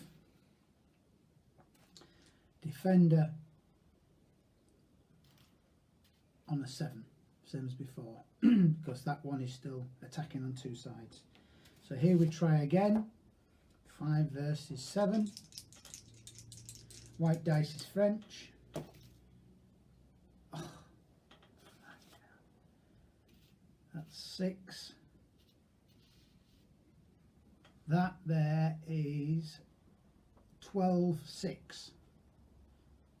So, as you can see, the Prussians did throw a 1 there, so they somewhat deserve it, and the French threw a 5. So 12-6 means he's doubled, so he's destroyed. 4, 5 or 6, he takes a hit. No, he doesn't, so he's okay. But that unit is destroyed. Unit of dead Prussians there. And unfortunately, that's now repulse been done there. That just leaves the one last remaining combat here. The Silesians fight on a 4, and the defenders are on an 8. So it'd be a good one for the Silesians to win there.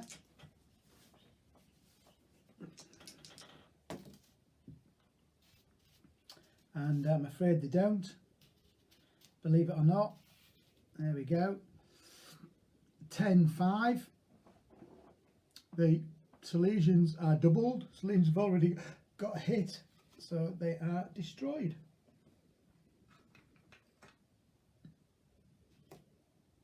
That was a totally devastating attack. The French defenders won at every scenario, and they won well. So there was 3 separate assaults on that built-up area, and the French won all 3 and destroyed 2 units, and one of them has been made shaken. So it didn't go well for the Prussians at all. That was turn 11, so they've only got one more attempt to try and take the village.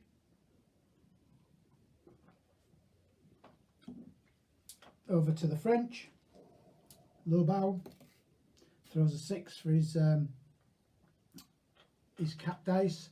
As we know, the Old Guard have arrived but haven't had a chance to move on yet. So I don't know how much now. They've arrived so late, arrived on turn 11. They're not really going to get into action. The only way they would be of any use is a counter-attack into the village, which is historically, those that know, is what happened. So the Old Guard zap off down the road on a 4. Can they move again? Yes.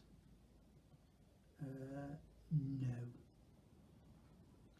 They can move 100 paces at the most if they move again.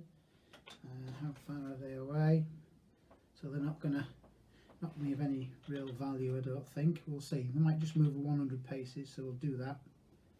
So they're now at 600 paces from them, which is the nearest threat. So that costs 2.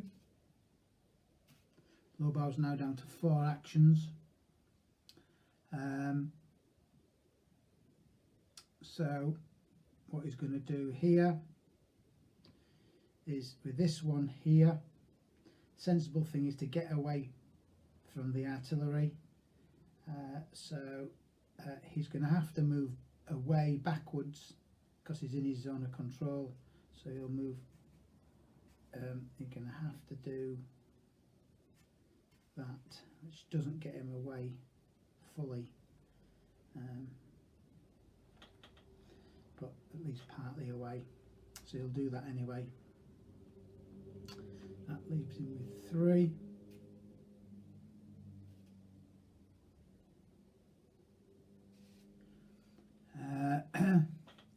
So what he will do is going to advance them to there and advance them to there. They're not connected, but we'll see what happens. So that leaves him with 1 left, and there's nothing for him to move except himself. He'll just put himself at the back of the guards, who knows. So that's Lobau. He's done quite well for his caps. French firing. There's firing here. French are not firing here, but there will be firing there. So I'll do that first of all. Everyone fires at the closest target. Well, the closest target for the young guard is the unit in front, and for him, his closest target is also there's nothing in it. So he will fire at the cavalry and he will fire at the infantry. So first of all, him at him. So the French are on a 4. The light cavalry are on a 2 because they're shaken. No supports.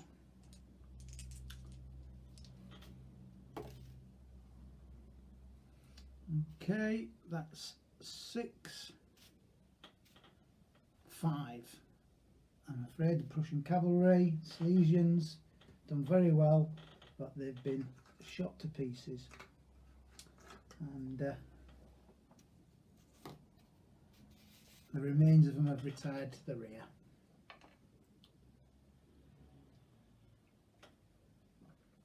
Young Guard on a 5 versus Prussian muskets on a 4, no supports. 10-6, good win for the Young Guard, as one would expect. The French are holding the ground pretty nicely, actually. So now it's the garrison, and they can choose which target to fire on. So they will fire on the shaken muskets because that's the only real threat left, and if it can blow them away, then there's not going to be another sensible attack on the built-up area. So they will fire. They'll fire on them. So the garrison fires on a 4. The defender is on a 4, shaken down to 3, firing into cover down to a 1.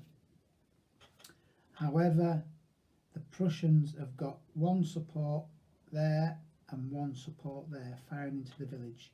So these are also down to a 2.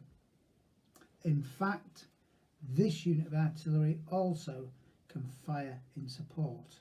So we've got artillery there, and him in support, so it's down to a 1-1. So the garrison now have been heavily bombarded by the artillery and the extra infantry. So there's a chance that the 21st Reserve Infantry of the Prussian Army may survive this if they win the dice throw. And they do significantly, so they've survived that firing. It's not over for them yet by a long way, but there you go. So they survived the firing there. And the only other firing is this unit of artillery firing at the Young Guard. That's the only other unit yet left to fire. So he's on a 3, and the Young Guard are on a 4 because they're shaken.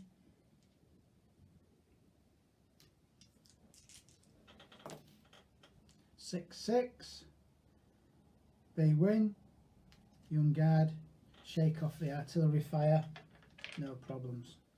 So that is the end of turn 11. Now is turn 12, the last game turn of the battle. So Bülow, he needs at least a 2, because if he gets a 1 then this column can't attack, because you need 2 caps to move a shaken unit into combat. So if he throws a 1, that's the end of it. He throws a 4. So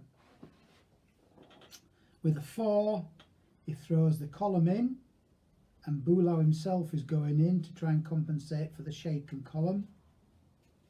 In this case, no one can get in at that side, the best will in the world. The only other thing would be to put this unit in a final desperate grasp attempt. Maybe a 6-1 might just pull it off if this attack column fails. Yeah, that's what we'll do. So they're going to go in. So that costs 2, that costs 1. It's got 1 action left. What does he do? With the 1 remaining action, he's going to try and kill off the Young Guard, maybe.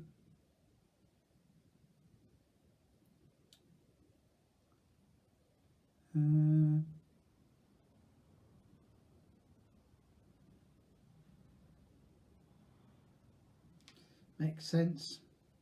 So he'll move this unit over to here and shoot at the Young Guard with that artillery in support. Okay, so we'll do this first then. Prussians on a 3 because the militia. French on a 5 down to a 4 because they're shaken. Artillery in support. This artillery can't fire because, again, I'm using the principle these are on the back of the hill. If they were on the front half of the hill, then they can shoot at them, but because they're on the back of the hill, then this gun can't fire on that unit. But this one can, so he's down to a 3. So this exchange here ends up as a 3-3. See if the Young Guard survive again. And I'm afraid the Young Guard get shot to pieces in this turn, or eventually get destroyed. There you go. That's the Young Guard gone from there. That was the Young Guard Tirailleurs. The Voltigeurs are over there. The only other firing is this one here, which I think he's going to lose. No one can fire in his support, sadly. So the Prussians are on a 3 because they're shaken, down to a 2 for support, and they're on a 5 because they're Young Guard. So that's a 5-2 to the French Young Guard. Devastating. They blow away the Prussian infantry. Shot to pieces there. That's the end of them.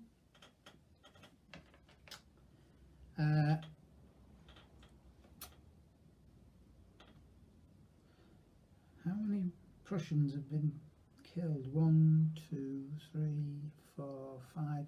The Prussians have lost 6 units. So if the Prussians lose another unit, their attack's over anyway, but it's the last game turn, so it's not going to make no difference. But the Prussians have now lost 6, and if they lose 7, their army will withdraw. So that's all the Prussian firing. Any French firing? No. So it's down to the combat.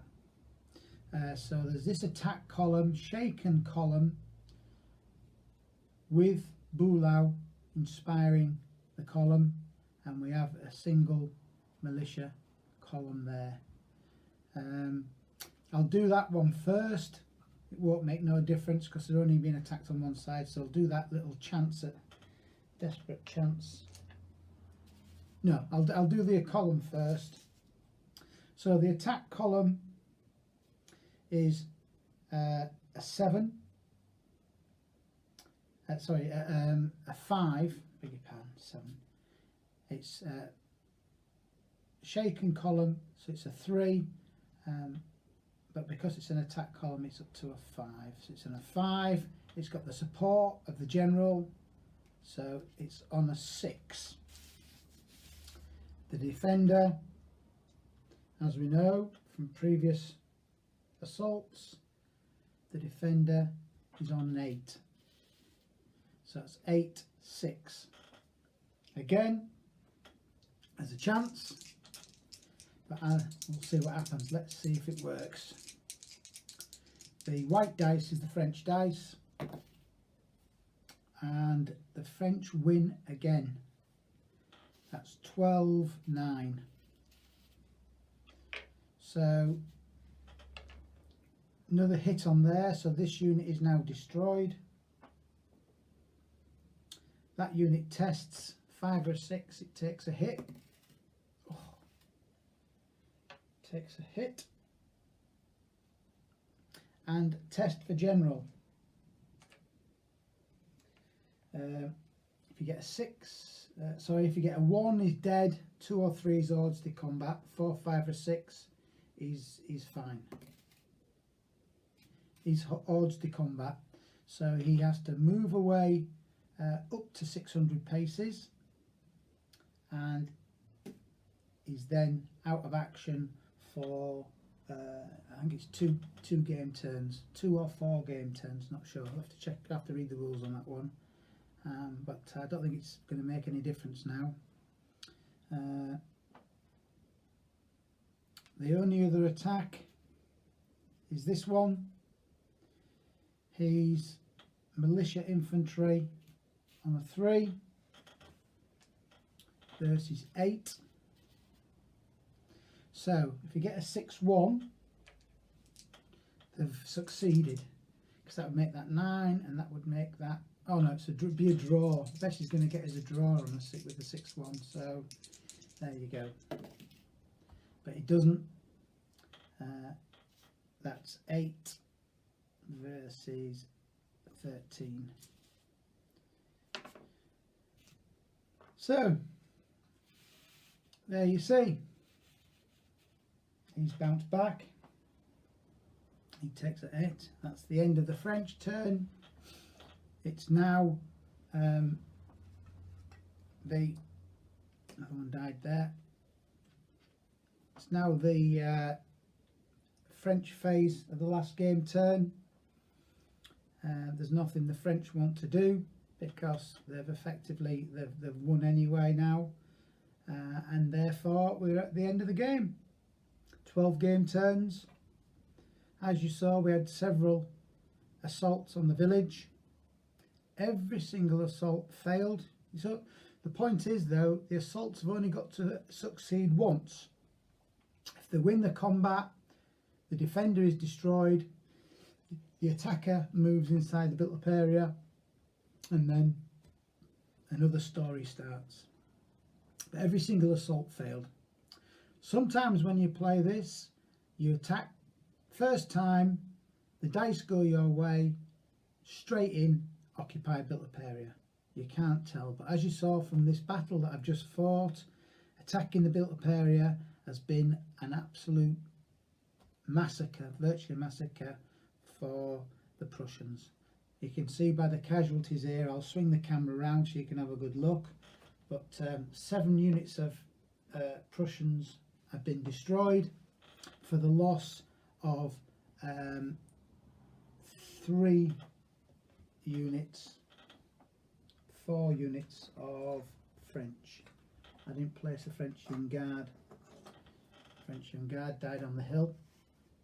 So there's actually been 2 French artillery were destroyed, French infantry was destroyed there, and French Young Guard was destroyed there. The Prussian artillery caused these casualties. So the Prussian artillery has fired very effectively on the whole in this battle, more so than the French artillery. So I'll give you a quick swing round the battlefield, and then we'll talk about the historical result, which, as you can see, history has been changed in this case. The Prussians arguably delayed too long. They left it till right at the end of the day to get the best effect, and sadly the dice let them down.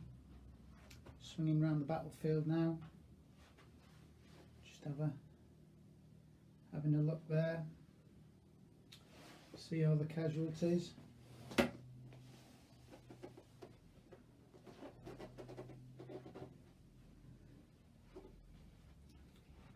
Just looking from the rear of the French position there. This is looking down from the ridge at Mont Saint-Jean, looking down, Wellington looking down at the battle, seeing how it's gone. Disappointed with the performance of the Prussians, he would say. Sad to say exactly what went wrong. I think the Bülow's cap dice throws were very poor. He could have had a bit more luck with his command action points. It didn't go his way. And because of that, he kept delaying his assaults, so he didn't get enough assaults in. And once the young guard turned up, then any advantage that Bülow had gained had been were then lost. A little bit of a zoom in.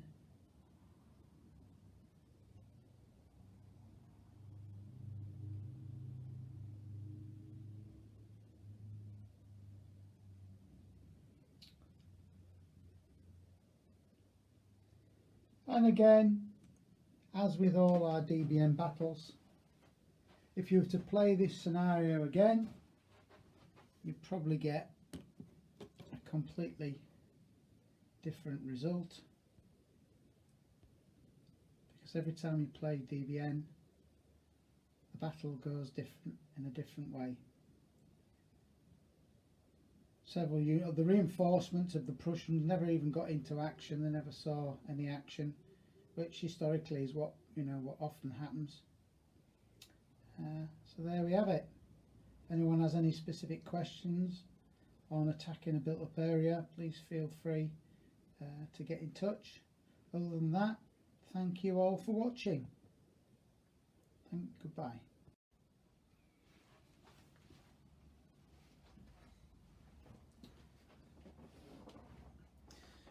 Well, one final point I'd like to bring up is the strong point.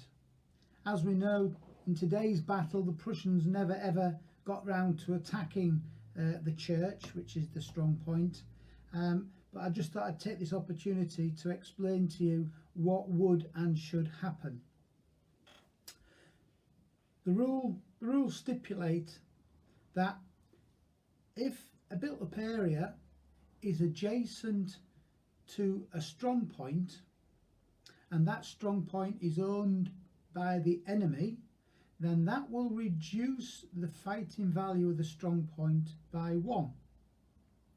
So if the Prussians were able to capture the strong point before assaulting the village, which was feasible, they could have taken the strong point first, then the defence factor of the French in the village would have been reduced from 8 to 7, and if they were attacked from 2 sides, it would have been as far down as 6.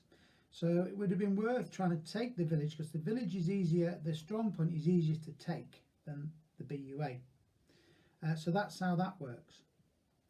But what would have happened in today's battle if the Prussians didn't attack the strong point and attack the village? They would have moved into the village. They would then have had to attack the strong point separately. And if you read in the rule book, it tells you how you attack the strong point. It's not complicated.